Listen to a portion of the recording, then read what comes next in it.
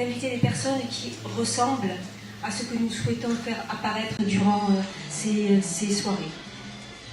Yasmine, elle a la qualité de proposer un accompagnement qui sort du système, qui sort des schémas.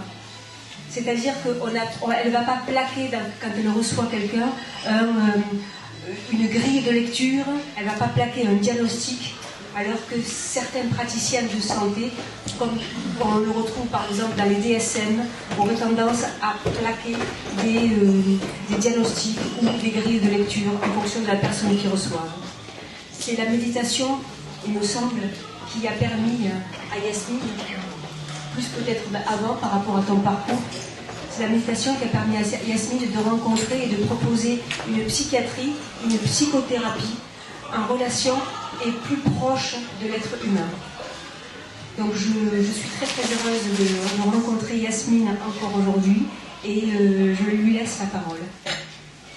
Merci Yasmine.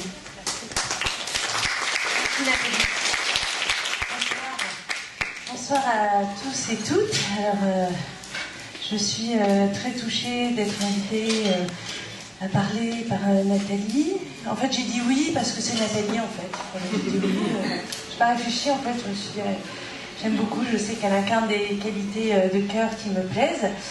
Et elle me dit, voilà, tu fais ce que tu veux. Et je me suis dit, bah voilà, un sujet que j'ai envie de traiter depuis longtemps. Et c'est pas évident de trouver des espaces pour en parler. C'est pas simple. Je vais vous parler un peu des difficultés que c'est de travailler dans ce chemin. Et du coup, j'ai dit ce sujet, et puis après, je me suis rendu compte que finalement, c'était pas rien comme sujet. Donc voilà, j'espère le traiter de façon simple et vous donner des clés, que ce soit concret et pragmatique, parce que mon objectif, c'est pas qu'il y ait beaucoup de choses intellectuelles, on vous remplir l'esprit. Parfois on est fasciné par l'intellect et les données théoriques et puis on perd de vue l'essentiel. Alors pourquoi je veux vous parler de ce sujet? En fait je me suis dit que j'allais lire un petit passage de la conclusion de mon livre parce que finalement ça résume un petit peu la quête que j'ai eue, parce que moi j'ai été très malheureuse quand j'étais interne en psychiatrie et chef de clinique, ça me plaisait pas et je savais pas pourquoi. Ça me plaisait pas, qu'il y avait quelque chose qui allait pas dans ce qu'on me demandait de faire. En fait, moi j'aimais bien tout le monde, j'arrivais pas à faire la distinction entre les patients et les médecins, je voyais pas qui était malade, qui était pas malade, donc c'était très dur. J'ai eu des staffs où on me demandait de me donner le diagnostic au bout d'une semaine à un enfant, quel est le diagnostic DSM-4, et je disais mais il est malheureux, sa maman elle lui crie dessus, c'est pas un diagnostic, donc oui, alors état de stress post-traumatique, voilà, donc ça a été très douloureux pour moi. Et puis la bouffée d'air, ça a été quand j'ai craqué un jour, j'ai eu des émotions, ce que je pensais pas avoir un jour. J'ai pleuré, alors que je maîtrisais tout plutôt à peu près dans ma vie. Et puis j'ai dû regarder à l'intérieur pourquoi j'arrivais plus à faire mon travail, à être performante, et j'ai commencé à consulter, à faire une psychothérapie alors que j'étais chef de clinique en psychiatrie. Je pensais pas que c'était nécessaire, hein. Je savais tout, enfin je maîtrisais les choses a priori. Et le début du chemin, ça a été aussi de lire Isabelle Filiosa. Je me rappelle d'un livre qu'on m'avait offert, Trouver son propre chemin, et je la connaissais pas, mais son livre m'avait... je me suis fait, ah bon, on peut explorer soi-même, je ne savais pas. Et puis après, à ce moment-là, les livres de Thich Nhat Hanh sur la pleine conscience, et que j'ai commencé à pratiquer, et puis petit à petit, c'était il y a 10 ans. Et tout s'est ouvert, et donc c'est une quête en fait que j'ai commencé il y a 10 ans et que je continue. Donc en fait je ne vais pas vous donner un message d'expert, hein, je ne vais pas vous donner des vérités, mais je vais vous emmener peut-être avec moi dans les réflexions que j'ai eues et les découvertes que j'ai faites pendant ces 10 ans. Et pour moi j'ai l'impression d'être qu'au début. Je vais vous parler justement du fait que j'avais besoin d'aller plus loin et que j'ai participé à la mise en place d'une formation. Peut-être la première formation de ce type qui va avoir lieu en Allemagne, mais pour les Français, pour les thérapeutes, psychiatres et psychothérapeutes français. On va aller dans la Forêt-Noire pour être formés pendant 1 an et demi à la psychothérapie essentielle, qui est en fait une forme de psychothérapie basée sur les enseignements du bouddhisme tibétain, adaptée aux occidentaux et pour le métier de psychothérapeute ou psychiatre. Et c'est par Tilman Bogart, qui a été moine pendant 30 ans dans la tradition tibétaine. Il s'appelait Laman Drup. Et voilà, il a reçu toutes les transmissions et enseignements. Et donc, on va recevoir ça. Donc voilà, donc je vais vous emmener en tout cas dans ces questionnements et aussi dans une méthode, parce que quand même depuis 10 ans, je travaille en intégrant justement tout ce que j'ai pu apprendre du point de vue théorique, mais aussi par ma propre expérience. Et j'ai intégré tout ça pour petit à petit mettre en place une méthode qui allie à la fois ce qu'on retrouve dans le bouddhisme, mais aussi ce qu'on retrouve dans les thérapies cognitives et comportementales, dans les thérapies cognitives et comportementales dites de la troisième vague, dont la pleine conscience laïque fait partie, etc. Donc c'est un peu une méthode intégrative. Alors évidemment, je ne veux pas... Ça va pas être dans les détails, mais on va essayer de parler de l'essentiel. Voilà. Donc juste dans la conclusion de mon livre, j'ai mis plus de 3 ans à écrire ce livre, dans la suite de Pour une sagesse moderne. Pourtant, j'ai voulu délivrer un message très simple. Un être humain est un trésor unique et formidable à partir du moment où il évolue dans de bonnes conditions, avec comme terreau l'amour et la prise au sérieux de ses besoins. Or, les micro-violences que nous nous infligeons les uns les autres et à nous-mêmes sont tellement banalisées et admises comme étant normales qu'il semble incongru de les dénoncer comme la source du mal-être psychologique. J'ai donc dû m'atteler à démontrer cela de façon rationnelle en me basant sur les dernières avancées des psychothérapies. Ces violences laissent des traces massives sur l'image de soi, les façons de vivre sa vie, les choix. L'enfance est une période charnière qui déterminera la vie future de l'adulte. La bonne nouvelle, c'est que lorsque l'environnement n'a pas été favorable, et même lorsqu'il est encore hostile, il est possible de guérir avec l'aide de thérapeutes entraînés à l'amour inconditionnel et avec une méthode intégrative reliant corps et esprit. En fait, voilà, vous voyez, je ne parle pas de bouddhisme, mais pour moi, la psychologie bouddhiste, le bouddhisme, c'est la réponse à la guérison. Et pour moi, la guérison, elle vient de l'amour. En fait, c'est l'amour qui guérit. Et l'amour, c'est pas un truc un peu mièvre. Je vais essayer de vous parler un petit peu, peut-être, j'espère, les notions, comment l'amour peut être important dans la psychothérapie. Voilà. Alors, si on revient au sujet de la psychologie bouddhiste, qui pour moi, je vous dis, est un cheminement qui répond à toutes les questions et toutes les étapes. Elle peut aider à toutes les étapes de la psychothérapie pour n'importe quel patient et pour n'importe quel type de thérapeute aussi, je pense. C'était important pour moi à la fois de vous délivrer un message simple sur ce qu'est la psychologie bouddhiste, mais sans galvauder non plus et dire des choses qui seraient un peu trop vulgarisées, et qui seraient peut-être fausses. Donc voilà, on va essayer d'aller faire ce chemin. Ce qui est important de comprendre dans cette démarche, c'est que c'est beaucoup le changement du thérapeute lui-même qui va apporter des changements aux patients. Et donc, dans la formation en psychologie essentielle vers laquelle on va aller en janvier, c'est notre cheminement à nous qui va être important. C'est les qualités qu'on va développer en tant que thérapeute qui vont permettre aux patients de changer. Et sans ça, c'est unique. Alors, pourquoi le bouddhisme pourrait être-il intéressant pour un psychothérapeute ? D'abord, ça permet de développer, ça permet de développer des qualités de compassion, déjà. C'est important de pouvoir soigner toutes les personnes sans jugement, en accueillant tous les patients de la même manière. Sinon, on se fatigue. Ce métier peut être très fatigant si on n'a pas de compassion. Et on n'est pas forcément très efficace quand on est en difficulté et qu'on n'aime pas trop les gens qu'on doit aider. Donc, ces qualités de compassion... la pratique bouddhiste, évidemment, nous aide beaucoup là-dedans. C'est un des points clés. Le bouddhisme aussi, et la psychologie bouddhiste, peut nous aider à comprendre les mécanismes de la souffrance aussi. C'est-à-dire que le bouddhisme offre des clés précises sur les mécanismes de la souffrance de façon universelle, et les sciences cognitives aujourd'hui rejoignent le bouddhisme. C'est-à-dire que je ne crois pas qu'on ait pu dire que quelque chose était faux dans les enseignements premiers du Bouddha. Donc le Mind and Life Institute, qui réunit des chercheurs et des pratiquants de méditation des traditions bouddhistes, se rejoignent complètement en ce moment. Donc je vais vous parler de ces mécanismes de la souffrance et de ce qu'on retrouve dans le bouddhisme et qu'on peut appliquer en thérapie. Ensuite, le bouddhisme nous permet aussi d'avoir plus de lucidité quant aux difficultés du patient. On ne se laisse pas entraîner dans les jeux relationnels éventuels dans lesquels on peut être, parce qu'on est libéré soi-même de ses tendances égotiques, plus ou moins. Et une stabilité, une vision du processus thérapeutique. C'est-à-dire que, voilà, on va avoir une idée de là où on va. Parce que la psychologie bouddhiste, l'objectif, c'est... Enfin, on tend vers l'éveil. On a quand même une direction. Alors,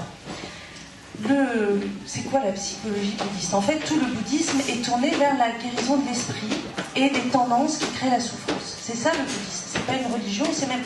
J'y réfléchissais, je me dis, mais il n'y a pas moins religieux que le bouddhisme, en fait. C'est tout l'inverse de toute forme de croyance ou d'adoration d'une personne précise. Enfin, voilà. Donc, c'est pas une religion, c'est vraiment la guérison de l'esprit et toutes les tendances mentales qui créent la souffrance. Donc, c'est une psychothérapie, enfin, c'est un chemin de thérapie de la souffrance mentale. Et il est postulé dans le bouddhisme que tout le monde peut guérir. Et aussi que tout le monde possède les racines de la souffrance. Donc ça, c'est très particulier d'utiliser ça. Moi, en tant que psychiatre, c'est une vision... vous voyez, vous imaginez déjà de se dire que tout le monde peut guérir. En psychiatrie, c'est pas évident. On ne dit pas tout le monde peut guérir. Et puis, très souvent, d'ailleurs, de moins en moins, d'ailleurs, j'ai l'impression, mais excusez-moi, des fois, je ne serais pas très objective, mais des fois, j'ai l'impression qu'on guérit de moins en moins, finalement, parce qu'on nous donne de plus en plus des traitements à vie, en fait. Vous voyez, donc... la perspective de la guérison semble... C'est presque dans mon milieu, hein, je suis une psychiatre un peu trop optimiste. On me le reproche, vous voyez, c'est... Comment ça se fait que je crois que le patient il puisse aller bien? Mais enfin, vous savez qu'il est... Enfin, quand même, il a besoin de ses traitements, il doit rester chez sa mère. Enfin, vous savez très bien, mais comment vous pouvez dire des choses pareilles? Enfin, donc, je suis devenue de plus en plus prudente dans ma façon de travailler. Et donc, je dirais toujours que... voilà, tout cela est en complément des traitements classiques. Ce n'est jamais une substitution. Voilà. Et aussi, ce que je veux dire, c'est que cette approche que je pratique depuis 10 ans et qui s'affine évidemment, parce que j'apprends moi aussi beaucoup et je fais mon propre chemin personnel, cette approche-là, elle n'est pas facile. Et donc, effectivement, il y a des gens qui vont avoir du mal à aller dans à être soignés de cette manière. Il faut donc savoir aussi qu'il faut quand même prévenir les gens et expliquer. Et c'est pour ça que j'ai écrit mes livres, c'est quand même pour expliquer une méthode et une façon de faire, parce qu'il faut être d'accord pour aller dans cette direction qui va déconstruire nos repères conceptuels habituels, tout ce sur quoi on avait peut-être basé notre existence et ce qu'on nous a appris à l'école et ce que nos parents nous ont appris. Donc on peut pas dire à n'importe qui comme ça, on va aller dans ce chemin-là, il faut connaître les étapes, il faut informer, et il faut savoir que ça ne va pas être facile et qu'il y aura des moments de fragilité. Il y a des passages vraiment difficiles quand on pratique la méditation et cette présence. Donc c'est important aussi de dire que c'est pas simple. Alors, qu'est-ce que l'enseignement du bouddhisme? Je vais essayer de vous parler de deux choses principales, deux enseignements. Parce qu'il y a eu plein d'enseignements, les sutras, qui en fait sont la transmission orale que le disciple de Bouddha Ananda a récupéré, et a retranscrit. Et on parle des trois corbeilles. Alors vous allez voir, quand vous rentrez dans le bouddhisme et que vous essayez de vous informer, de découvrir le bouddhisme, il y a énormément de termes, énormément de classifications. Là, c'est pire que le DSM, du coup. Là, il y a vraiment beaucoup à apprendre. Vous voyez, par exemple, je peux vous conseiller, si vous voulez connaître vraiment de façon précise et de façon extraordinairement riche, le bouddhisme, c'est l'encyclopédie du bouddhisme, le dictionnaire du bouddhisme de Philippe Cornu, qui est une référence, qui est un gros livre, mais vraiment très précis, avec toutes les notions, l'historique, les termes sanscrits, enfin, etc. Et c'est vraiment très bien. Donc, il y a dans les trois corbeilles, les enseignements, il y a notamment les sutras. Et par exemple, il y a deux sutras, Anapanna et Satipatthana, qui sont très proches, qui sont en fait le cœur du bouddhisme. En fait, il y a beaucoup de choses qu'on peut apprendre, mais je voulais juste vous parler de ça. Et le cœur de ces enseignements, c'est l'attention. Qu'est-ce que c'est le bouddhisme? C'est pratiquer l'attention. Anapanna Sutra parle d'une forme d'attention tournée vers le souffle, sans identification ou saisie, et aux sensations corporelles, jusqu'à se libérer des 5 sens et trouver la paix et la joie inconditionnelle et développer une vue pénétrante des phénomènes. Donc, juste pour mettre un peu de poésie, le sutra Anapana Sutra, ces deux sutras Anapana et Satipatthana sont essentiels, et surtout Satipatthana dans Vipassana. En fait, l'enseignement de Vipassana et la pratique de Vipassana, elle se base quasiment exclusivement sur cette pratique. Très simple, et je crois aussi, et que Thich Nhat Hanh, c'est aussi l'enseignement de la pleine conscience de Thich Nhat Hanh. Lorsque la pleine lune suivante arriva, le Bouddha, assis à l'extérieur avec les moines, leur dit, après les avoir regardés silencieusement, « Vénérable moine, notre communauté est pure et bonne. En son sein, il n'y a nul besoin de bavardage prétentieux et inutile, et c'est pourquoi elle est digne de recevoir des offrandes et d'être considérée comme un champ de mérite. Elle est digne de respect. Une telle communauté est rare. Ô moine, la méthode qui consiste à contempler sa respiration apportera de grands bénéfices et de grands avantages si elle est développée et pratiquée régulièrement. Elle amènera le succès dans la pratique des 4 établissements de la pleine conscience. Je vous en parlerai, parce que si la méthode des 4 établissements de la pleine conscience est développée et pratiquée régulièrement, cela amènera à la réussite dans la pratique des 7 facteurs d'éveil. Les 7 facteurs d'éveil, s'ils sont développés, feront naître la compréhension et engendreront la libération de l'esprit. Vous voyez, c'est très simple au fond. Hein. Simplement par l'attention portée au souffle. Alors évidemment, je vais vous en parler, je vais développer un petit peu plus après. Mais comment est-ce qu'on pratique ça? Eh bien, on s'assoit dans la posture du lotus, le corps stable et droit, la pleine conscience établie. Et lorsque le moine inspire, il sait qu'il inspire, et lorsqu'il expire, il sait qu'il expire.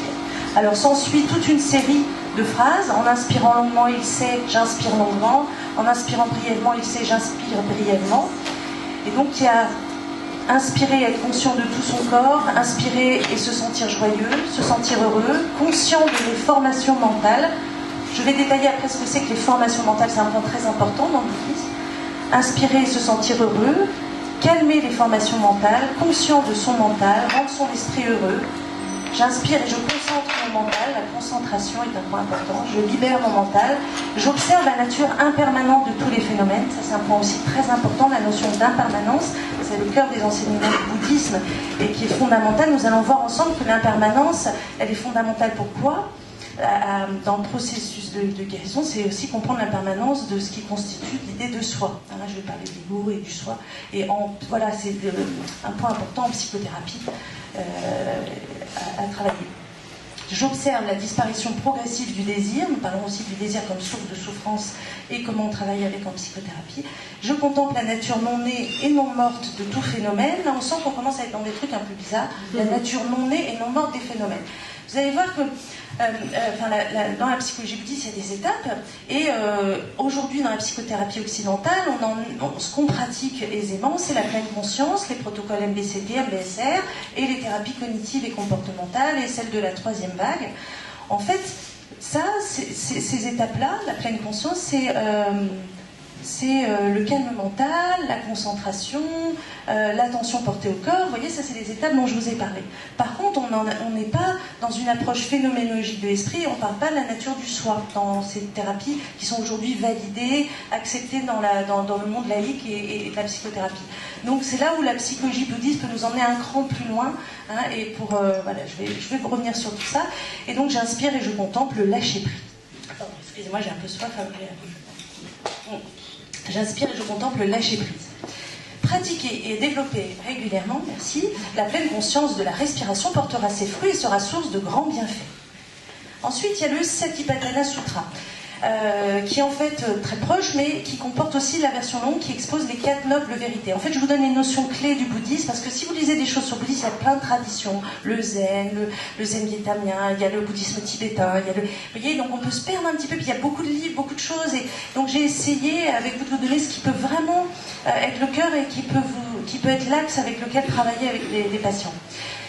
Alors, et comment un moine demeure-t-il contemplant les objets mentaux ?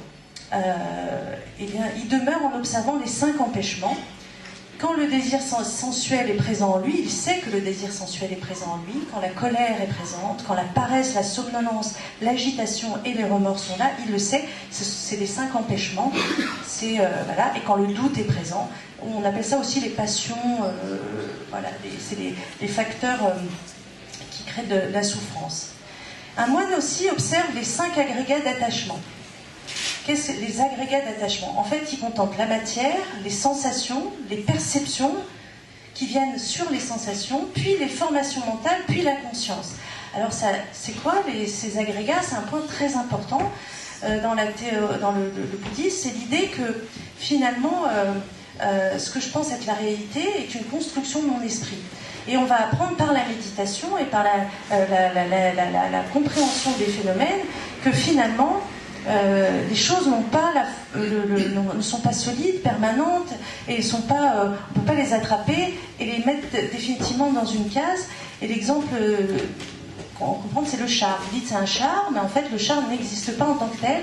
Il est constitué de roues, d'essieux, et jamais vous trouverez ce que c'est. Vous ne trouverez jamais ce qu'est le char. Comme l'idée avec moi-même, c'est pareil. Le moi, le soi, vous ne le trouverez pas. Par contre, il est constitué de plein de choses. Et on va pratiquer la méditation comme une façon de comprendre peu à peu comment la réalité, ce que je crois être la réalité, est en fait une construction à partir de perceptions, de sensations qui arrivent.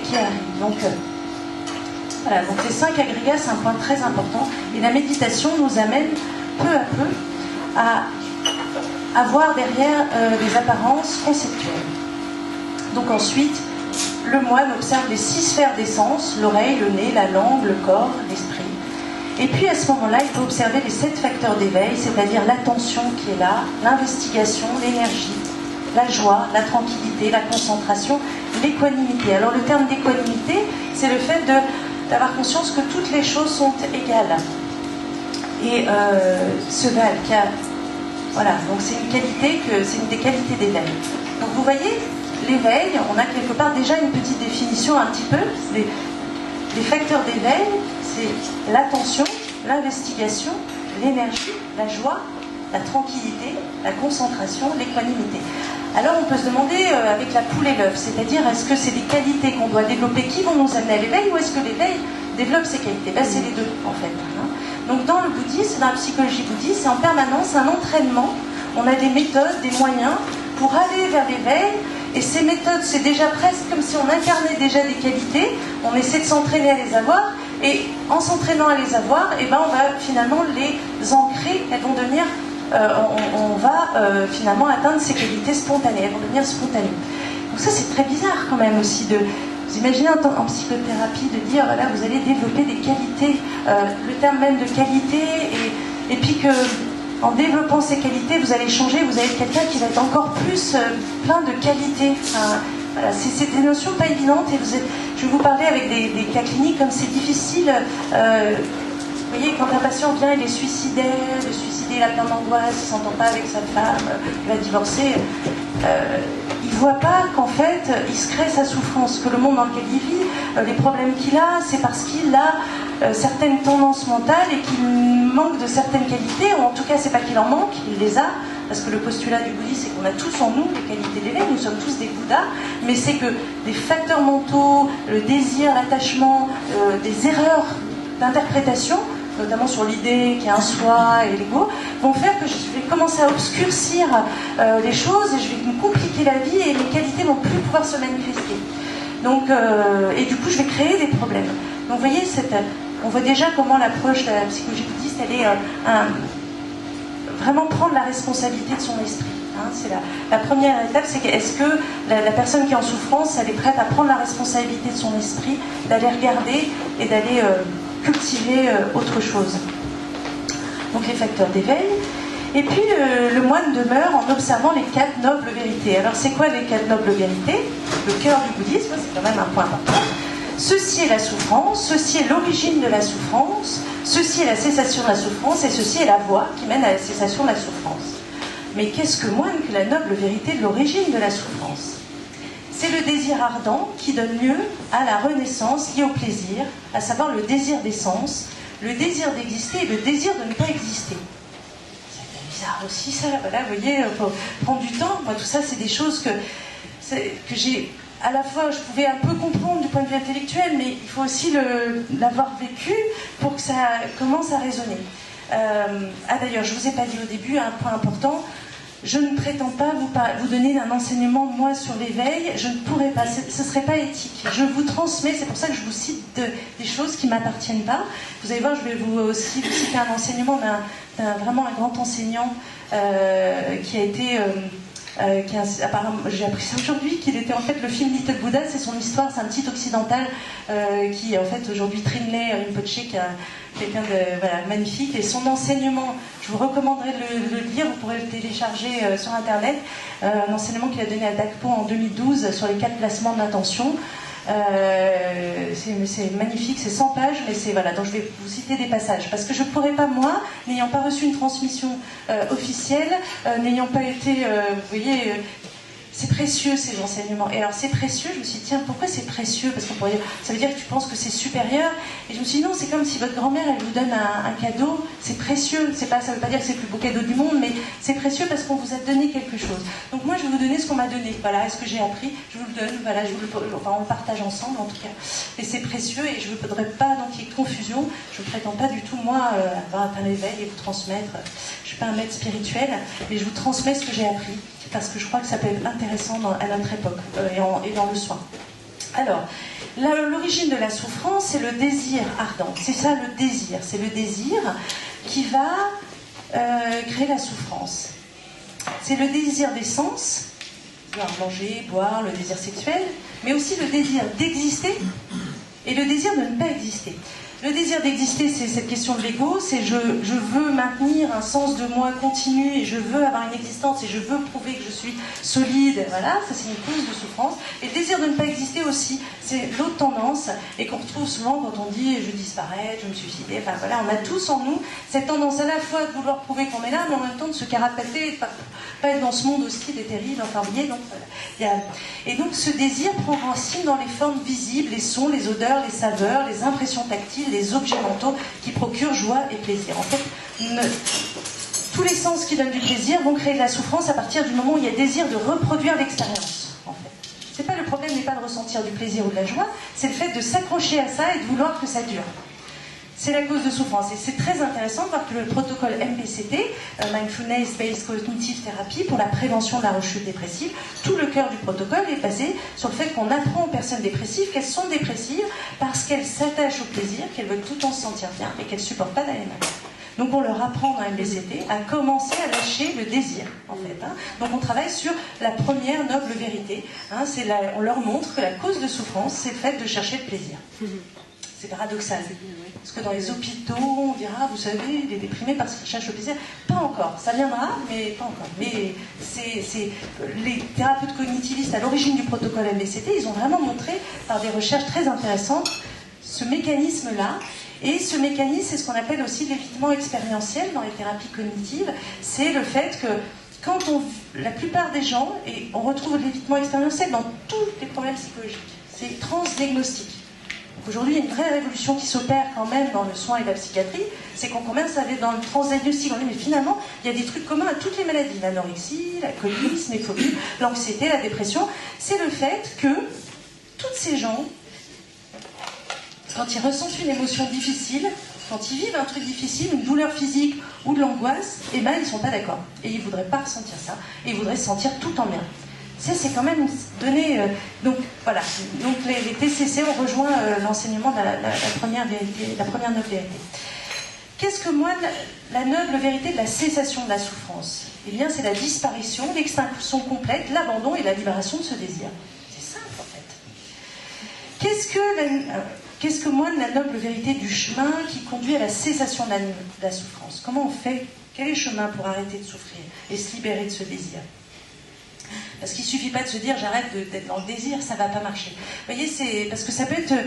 Je dis ça parce que dans la spiritualité, on retrouve ça, des gens qui sont dans la cèse et qui s'infligent des choses difficiles et qui sont dans une espèce de guerre, mais ils sont encore dans l'ego, ils sont encore dans des représentations mentales, ils ne sont pas libérés, c'est une souffrance, c'est des efforts supplémentaires. Non, il y a un autre chemin, c'est le noble octuple sentier. Alors, vous allez voir, il y a beaucoup de chiffres en fait dans le bouddhisme. Alors, la vue juste, c'est-à-dire la compréhension parfaite des 4 nobles vérités et de l'inexistence du soi. C'est-à-dire qu'on a une vision claire du fait que ces 4 vérités et aussi le fait que le soi n'existe pas. Ensuite, la pensée juste. Bienveillance, tolérance, non-violence, permettant un contact harmonieux avec autrui. Ensuite, la parole juste, qui induit la confiance chez les autres. Ensuite, l'action juste, qui évite toute action défavorable, grâce à une moralité pure et induit la confiance chez les autres. Ensuite, les moyens d'existence juste, s'abstenir de tout métier nuisible aux êtres vivants, également facteur de confiance chez autrui.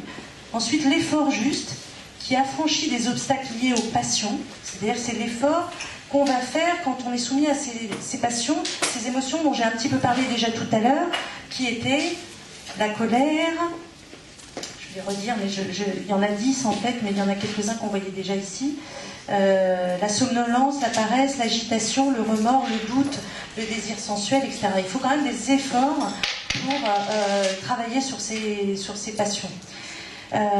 Pour petit à petit qu'elles nous envahissent moins. C'est-à-dire que l'effort juste, ça va être par exemple, et ça on commence déjà à le voir dans les thérapies cognitives de la 3e vague, c'est le travail avec nos émotions. Si je sens que j'ai de la colère en moi, parce que je vais accueillir la colère, la ressentir dans le corps, je vais déjà faire un arrêt sur l'image et donc je ne vais pas me laisser emporter par ma colère et le pilotage automatique. Donc on est déjà dans l'effort juste, c'est-à-dire je commence à travailler sur moi. Déjà faire une psychothérapie, c'est déjà l'effort juste. Il y a des gens qui viennent consulter parce qu'ils sentent qu'ils sont trop colériques avec leurs enfants ou qui font des choses, voilà, ils sentent bien qu'il y a quelque chose à... Voilà. Et la concentration juste, l'attention juste qui libère des souillures des passions, et la concentration juste qui libère des obstacles dans la méditation. La concentration, on travaille par exemple avec la concentration sur le souffle ou sur un point. Voilà donc ce chemin, c'est un peu le chemin pour aller. Donc la conscience, voilà les objets mentaux, est établie pour la connaissance. Indépendant, le moine ne s'attache à rien dans le monde. C'est ainsi qu'il demeure dans la contemplation des objets mentaux. Ceci est la seule voie conduisant à la purification des êtres, à la victoire du chagrin et des lamentations, à la destruction de la souffrance physique et mentale et à l'atteinte du nirvana, à savoir les 4 établissements de l'attention. Alors en fait là, je me dis que j'ai déjà dit pas mal de choses, donc je vais passer un peu plus rapidement sur là où je vais aller, mais je pourrais vous donner des références si vous voulez approfondir les choses. En tout cas, les 4 placements d'attention qu'on voit dans Satipatthana, c'est l'attention portée au corps, on va porter attention à sa posture, aux parties du corps. Donc ça, c'est ce qu'on pratique déjà dans la méditation de pleine conscience. L'attention aux sensations. Alors les sensations, c'est la modalité du ressenti, c'est-à-dire est-ce que c'est plaisant, déplaisant ou neutre. On va porter attention à l'esprit, c'est-à-dire on évalue son comportement induit par ses tendances habituelles, on va évaluer ses progrès, ses difficultés, on va observer son propre esprit. Et le 4e placement, c'est l'attention aux formations mentales, c'est-à-dire justement la construction en notre esprit de ce qui va constituer nos schémas et nos croyances. Alors j'ai un peu plus développé ça, justement les formations mentales, parce que c'est ça sur lequel, pour moi, je travaille en tant que psychiatre. C'est-à-dire que j'ai des patients qui viennent me voir avec des souffrances. Alors j'ai introduit la pleine conscience, l'attention portée au corps, au souffle. Je leur parle pas beaucoup d'action juste, de vie juste, parce que ce serait pas déontologique ou même éthique que moi, en tant que thérapeute, je dise aux gens ce qu'ils doivent faire. C'est là où, vous voyez, on va voir assez rapidement qu'il peut y avoir des petites limites. Il y a des choses qu'on va pouvoir faire, et puis des choses, bon, pas pour l'instant en tout cas. Peut-être après, s'il y a des patients qui le demandent, si des gens sont prêts et qu'ils ont envie d'aller plus loin dans une éthique, dans quelque chose. Ça arrive, hein. Moi je vais vous donner un exemple, j'ai un patient qui est venu me voir. Pardon, excusez-moi, j'ai un patient qui est venu me voir par rapport à la méditation, et il était très angoissé et déprimé, il sortait d'une dépression. Et puis il commence à pratiquer MBCT, et on est au milieu du protocole, et là il a des angoisses massives. Il m'appelle, il m'écrit tous les jours. Je vais vous parler aussi du fait qu'il est très important, quand on emmène les gens dans ce chemin, de pouvoir être présent. Moi je suis présente quasiment tous les jours, et on peut m'écrire, on peut m'appeler, parce qu'il y a des passages très difficiles dans la méditation. On le dit pas, parce que c'est pas très... Peut-être ça donne pas envie d'aller méditer, mais c'est vrai. Et donc il me dit, mais là ça va pas, il m'a appelé quasiment tous les jours pendant quelques jours, mais là je suis dans une angoisse horrible, je viens de me rendre compte que ma respiration a respiré toute seule depuis une demi-heure. Je me dis, mais c'est quoi ce truc?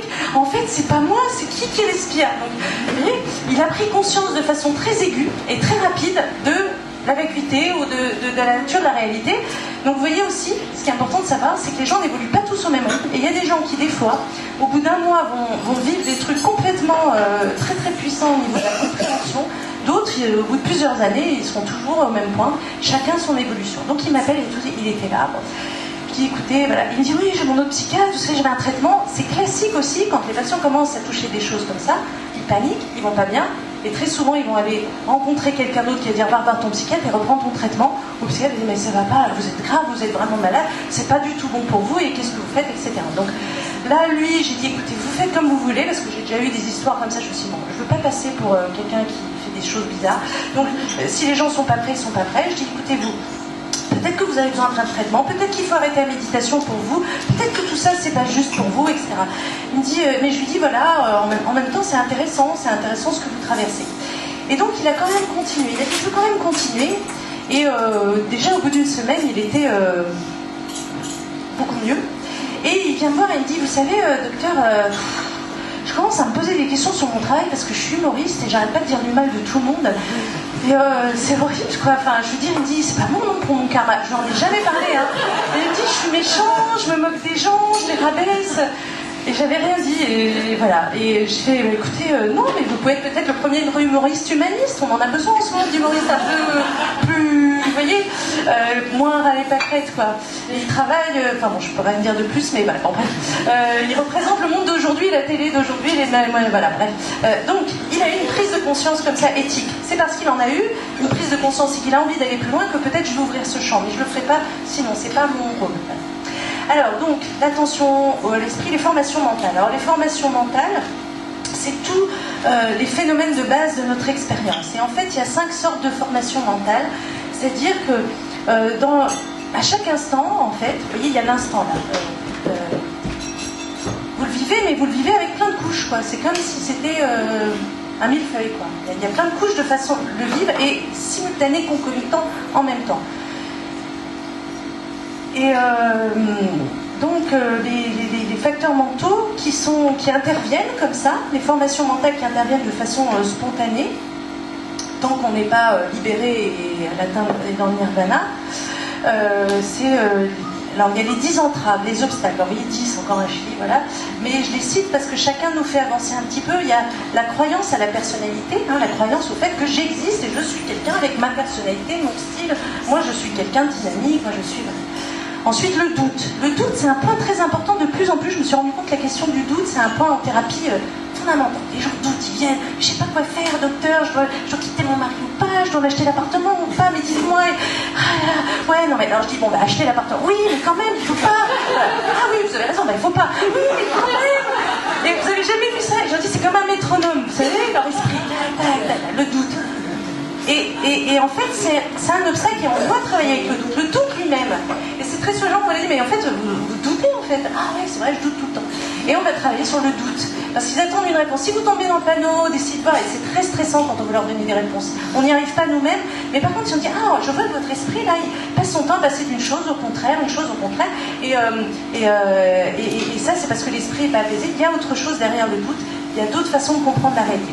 Ensuite, l'attachement aux règles. Ensuite, la soif du désir sensuel, la malveillance, la soif d'existence matérielle, la soif d'existence immatérielle, l'orgueil. L'orgueil, c'est un point important. Hein, dans le bouddhisme, évidemment, c'est un point important, mais en thérapie aussi, et c'est le point le plus difficile à travailler. Hein. Patient, si vous dites, vous savez, votre problème, si vous êtes orgueilleux, ouais, je sais que ça... souvent, il ne revient pas, c'est tendu. Donc maintenant, j'ai trouvé des façons d'aborder le truc, hein, voilà. Mais peut-être qu'un petit peu, des fois, vous avez envie d'avoir raison, non? Enfin, vous voyez, on essaie d'aborder cette question. Ensuite, l'agitation et l'ignorance de tout, l'ignorance de la réalité.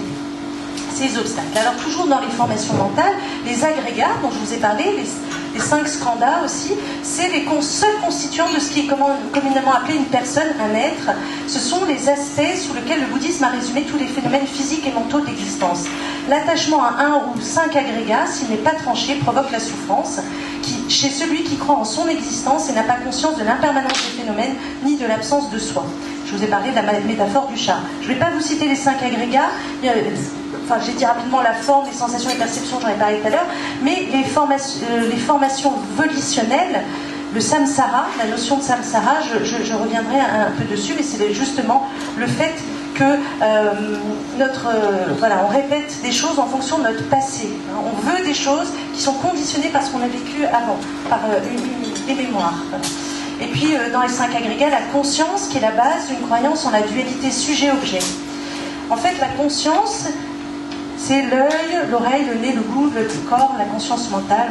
Donc ça, c'est toute notre façon d'appréhender le réel. On l'a dans ces 5... Je vais passer sur d'autres choses. Alors le samsara, voilà, maintenant je passe dans un autre pan, parce que là je vous ai donné donc l'enseignement de base de qu'est-ce que la pratique bouddhiste. Hein. Vous avez quand même vu qu'est-ce qu'on pratique, vers quoi on veut aller, et quels sont les obstacles sur lesquels on va travailler. Et le samsara, en fait, c'est, dans le bouddhisme, c'est le monde du désir, on répète, et un des plus bas de ces mondes, c'est le samsara, qui est lui-même constitué de 6 mondes. Et ça, je trouve très intéressant en psychothérapie, de connaître ces 6 mondes, qui sont en fait les mondes qu'on peut tous traverser, on peut tous les traverser les 6 régulièrement, et dans notre vie, tant qu'on n'est pas libéré, tant qu'on n'est pas éveillé. Et c'est en fait une dynamique de l'ego, en fait. Ça nous explique comment s'impulse au quotidien notre ego, comment il se manifeste et par quoi il est mu. Et c'est lié à l'illusion d'un soi qu'on veut maintenir. C'est comme une énergie, en fait, ces 6 mondes dans la cosmologie bouddhiste, et qui explique la roue du samsara, pourquoi on passe notre temps à répéter les mêmes comportements et à souffrir. Voilà, parce qu'on veut maintenir notre ego. Alors, je vais vous les citer. Et Mark Epstein, qui est un psychiatre américain, dans Penser sans penseur, a fait le lien entre les 6 mondes et la psychanalyse. Hein, lui, c'est un psychanalyste. Moi, je suis plutôt cognitiviste, donc je vous donne des références en thérapie cognitive. Mais en fait, finalement, pour moi, la psychologie bouddhiste, les thérapies par la pleine conscience, et je vous parlerai aussi de la thérapie des schémas de Jeffrey Young, tout ça, finalement, me semble être une façon de faire la paix avec la psychanalyse. Vous savez, les TCC et la psychanalyse ne s'entendaient pas, mais là, on commence à se rendre compte que dans la psychanalyse, il y avait quand même des choses très intéressantes sur la question de l'ego, justement, et des identifications. Sauf que ça manquait de corps. Hein. Parfois, dans la psychanalyse, il n'y avait pas assez de présence de travail corporel, justement, pour pouvoir avoir une compréhension des choses qui ne soient pas encore alimentées par l'intellect. Donc, pour moi, la méditation, la pleine conscience et la psychologie bouddhiste peut nous aider à intégrer la psychanalyse et le TCC de façon intéressante. Donc, Mark Epstein a fait ce lien dans son livre. Et je vais vous parler de ces mondes parce que je pense que ça peut être une porte d'entrée pour une nouvelle forme de psychothérapie basée sur la psychologie bouddhiste. Et vous allez voir, c'est pas habituel, c'est pas simple, mais voilà, ça peut... Alors, le monde des enfers, c'est généralement le monde... on y renaît sous l'emprise de la colère, de la haine. Alors dans le bouddhisme, il y a beaucoup de symbolique. C'est décrit comme des enfers froids, des enfers chauds. On trouve l'enfer des lignes noires, ces lignes dessinées sur le corps des suppliciés qui servent de guide de découpage à la scie. Oui, alors il y a des images comme ça. Vous savez, dans le bouddhisme, vous voyez beaucoup de figures, mais c'est des symboliques des tendances de l'esprit. On croit que dans le bouddhisme, on vénère des dieux. Quand vous voyez les tankas et que c'est plein de divinités, en fait, c'est l'esprit. C'est toutes les monstres de notre esprit, les dieux. Et il y en a certains qui ont l'air terribles et qui en fait sont très positifs. On peut avoir voilà, Manjushri avec son épée qui vient trancher la confusion. Donc on se dit ah c'est horrible, mais en fait c'est nécessaire des fois de trancher dans sa propre confusion mentale. Alors Trungpa, Chogyam Trungpa, qui est un enseignant bouddhiste tibétain qui a vraiment fait la traduction pour les Occidentaux aux États-Unis, mais qui a aussi travaillé avec des malades mentaux. Je dis malades mentaux, je n'aime pas ce terme, enfin avec des gens, quoi, enfin, voilà, sur la souffrance mentale. Il avait créé l'université de Boulder et il y avait tout un centre et des recherches faites pour la psychiatrie, avec notamment Edward Podvol, qui est un psychiatre américain, Lama Mingyur, qui était un moine bouddhiste. Et je vous recommande vraiment de lire Psychose et guérison, un très très bel ouvrage sur une autre vision de la psychose. Il soignait des psychotiques en vivant 1 an avec eux au quotidien par cette approche. Et donc Trungpa était un enseignant très drôle et en même temps très précis et très pointu sur le bouddhisme tibétain. Et donc il décrit le monde des enfers. Il dit voilà, on a un sentiment d'agression, l'espace entier devient agressif, on ne peut rien éliminer et on est bouffé par son propre environnement. Plus on se sent, on essaie de résoudre cette agression, par exemple en se vengeant, etc. Plus on augmente l'agression, c'est comme le crocodile qui se mord la queue, mais qui en fait la queue grossit parce que lui il se nourrit de plus en plus, etc. Et on devient même compétitif avec ses amis. Hein. Tu vois, j'ai compris le livre mieux que toi. Hein. On se sent plus rapide, meilleur. On pratique l'art d'avoir une longueur d'avance sur les autres. Il n'y a pas de place pour faire l'expérience de l'espace. Tout est envahi par notre esprit comme ça de conquête. Et voilà, c'est lié au fait de ne pas se sentir en sécurité avec la haine qui nous revient en boomerang. Hein. Voilà. Donc là, le travail, on travaille avec les textures, les conseils ne font pas travailler avec les textures, le chaud, le froid, etc. pour sortir du monde des enfers et voir la méditation comme une situation vivante et non un devoir, hein, et pour sortir de cette compétition. Après, il y a le monde des esprits avides. Alors, Trungpa dit que c'est un nez protubérant, c'est décrit dans le bouddhisme des êtres qui ont des énormes ventres. Et en fait, consommer devient plus important que ce qui est consommé. Il y a une faim immense avec une impression de ne pas avoir le droit en même temps. Et un ventre énorme qui est jamais rassasié. On cherche sans cesse à se divertir de cette faim. On dédaigne ce qu'on possède et on ne se sent pas à la hauteur du personnage de fiction qu'on aimerait devenir. On veut trop réussir, on veut tellement bien entendre qu'on n'entend plus, car notre ambition fait obstacle. Tout est vu comme consommable. Oh, les jolies feuilles, tiens, je fais une photo, etc.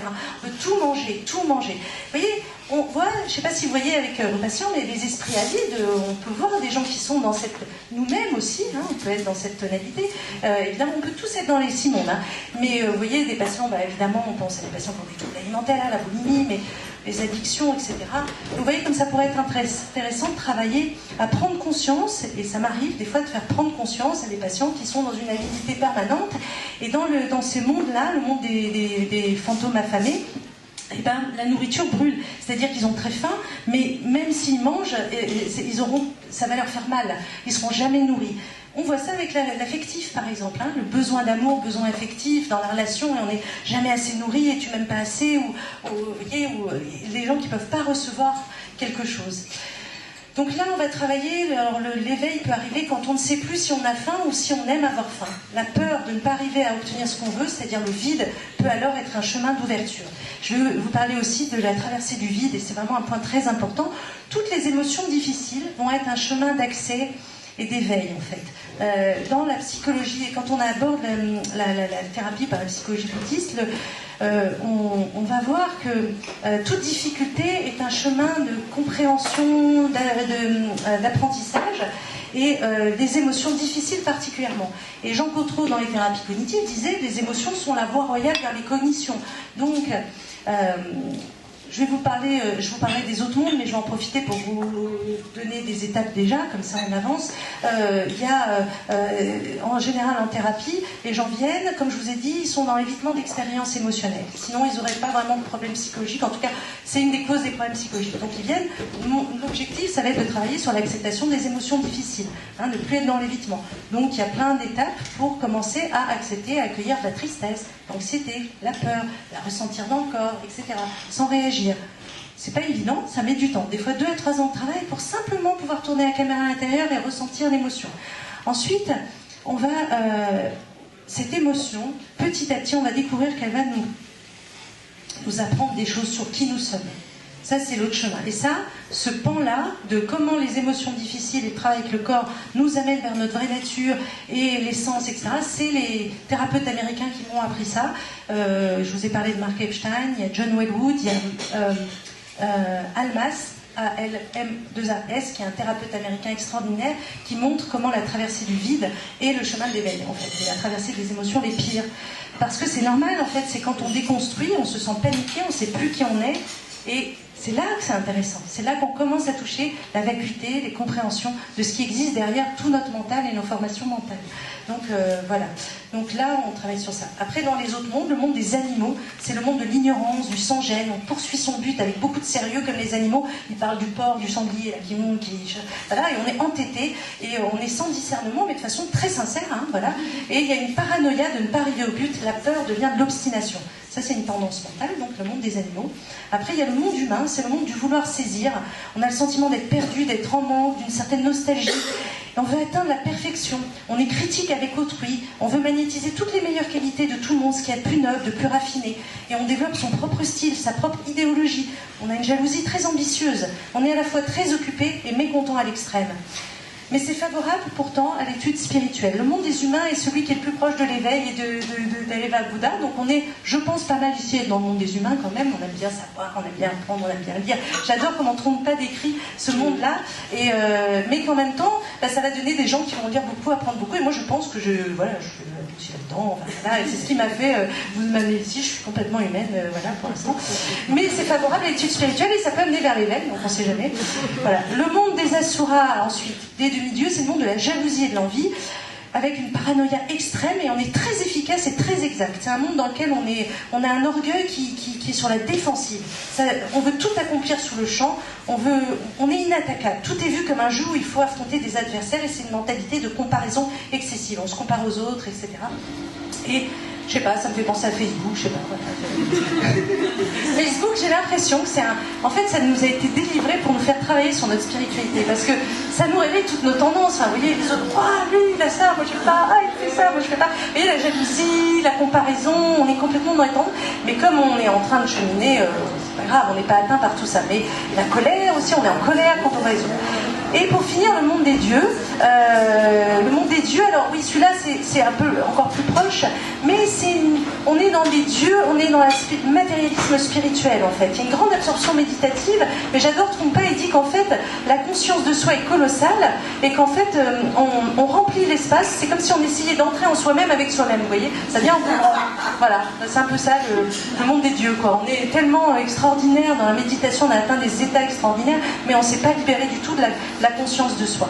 Donc on est tous dans ces mondes, et certaines parties peuvent prendre de l'expérience, et en fait ils viennent ces mondes parce qu'on est incapable d'établir un rapport avec les choses telles qu'elles sont. En fait on s'occupe à quelque chose pour maintenir le moi, et on n'arrive pas à se détendre dans l'ouverture et l'abandon à ce qui est. Voilà. Donc c'est souvent là. Hein. Et donc dans la méditation, l'idée c'est pas de dire c'est pas bien que je sois là-dedans, c'est pas ça, c'est de le voir. Plus vous êtes clair, plus vous voyez émerger le désir, plus vous voyez émerger votre jalousie, plus vous voyez émerger comment vous essayez de constituer quelque chose. Et là vous avancez en fait dans une certaine détente. Alors, en pratique maintenant, donc je vous ai parlé, vous avez bouddhisme, voilà, un peu les grandes lignes, et je sais pas, j'ai dû déjà beaucoup parler à mon avis, je sais pas quelle heure il est, donc il faut que j'aille... 21h, j'ai déjà parlé, voilà, mon Dieu, excusez-moi. Voilà, donc on va passer, je vous ai quand même déjà livré pas mal de choses que je voulais dire, juste en pratique maintenant, avec des patients. Comment on peut travailler avec tout ça en fait, je pense que la plupart des problèmes psy qu'on voit, les patients, sont reliés à un problème d'attachement au soi. La colère, la mégalomanie, les problèmes d'estime de soi. Si vous regardez avec cette grille de lecture de la psychologie bouddhiste, vous avez de quoi faire. Vous avez vraiment une psychopathologie particulière. C'est une autre façon de voir, mais elle est, moi personnellement, dans mon cheminement, elle m'a donné beaucoup de confort dans mon travail. Elle m'a donné des clés. J'ai l'impression de pouvoir travailler avec beaucoup plus de patients. Je me sens moins en difficulté parce que j'ai cette grille de lecture, j'ai les étapes, et je les ai faites moi-même aussi. Je les ai traversées beaucoup, et je traverse encore beaucoup. Donc, vous voyez, la question de l'ego, je voulais quand même parler de ça. Il y a un point important. C'est que la thérapie des schémas de Jeffrey Young, dont je vous ai parlé, fait un peu ce pont déjà entre la thérapie et le bouddhisme. Je vous ai parlé des autres, mais je ne vous avais pas parlé d'Alice Miller. Et en fait, pour moi, Alice Miller, le drame de l'enfant doué, qui a écrit en 1975, qui est une thérapeute, qui parlait des conséquences de la maltraitance, pour moi, en fait, elle parlait déjà, en fait, toute la psychologie bouddhiste, c'est la réponse à Alice Miller, où elle dit que finalement, l'ego, c'est un déni de la réalité, et que, en fait, qu'on s'est constitué un faux self pour survivre, une personnalité, parce qu'à la base, on n'a pas pu accueillir qui on était vraiment. Et elle dit, tout le travail, c'est le chemin de l'amour, du reparentage sain avec les patients, c'est de leur permettre peu à peu d'accueillir qui ils sont vraiment, et leurs émotions font partie de qui ils sont, leur donner un espace d'amour et de compassion, et qui est inconditionnel, pour qu'ils puissent s'exprimer et guérir. Et en fait, l'amour, la définition de l'amour d'Alice Miller, c'est prendre au sérieux les ressentis et les besoins de la personne. Un enfant à qui on n'a pas pris au sérieux ses ressentis et ses besoins va devoir refouler ses émotions, sa colère, sa haine envers les parents, etc. et va vouloir s'inventer une personnalité. Et donc va se construire des schémas cognitifs. Abandon, recherche de reconnaissance, idéaux exigeants, etc. Et il va oublier qui il était. Et donc le travail du thérapeute va être d'accueillir pleinement tout type d'émotions sans jugement. C'est ça le reparentage sain, c'est je prends au sérieux que tu es très triste et j'accueille ces émotions-là. Et c'est ça qui est le chemin de guérison. C'est ce qu'elle dit Alice Miller. Et je pense que le chemin, quand on travaille, moi, mon chemin personnel, quand j'étais psychiatre au début, j'étais insupportable, j'étais assez hautaine et méprisante avec mes patients, j'avais un bureau, et puis voilà, moi je savais. Au bout de 10 ans, j'ai plus de bureau, je m'allonge par terre avec des patients, je vais prendre les bras, je prends la main s'il pleure.